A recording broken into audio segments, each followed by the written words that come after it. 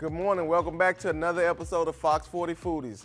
I'm Chef Aubrey. Today we'll be making a great chicken tetrazzini. Real simple. We got 1 pound of noodles here. We also have each 1 can of these ingredients. I have a cream of celery, cream of chicken, and also a cream of mushroom. That once we boil the noodles for about 15 minutes, we're gonna drain and cool those off with cold water, and then we're gonna make our cheese sauce.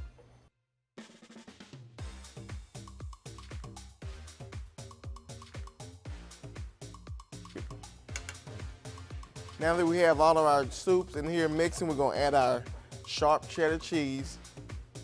We got 1 pound of sharp cheddar cheese we're gonna add to this to make our cheese sauce.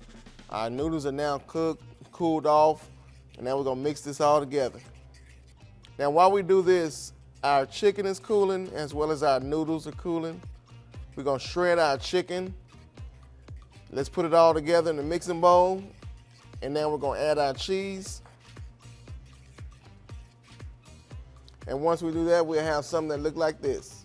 Now once we have our dish complete, we're gonna add about 1 pound of cheese on top of our tetrazzini and put it back in the oven for about 5 minutes, let that cheese melt, and our dish will be ready and complete.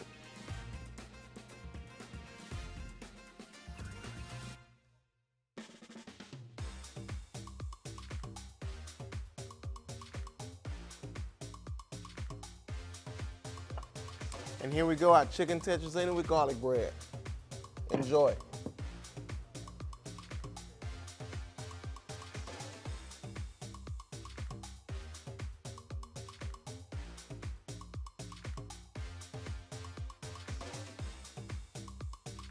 You can find this recipe and a full list of ingredients on fox40jackson.com.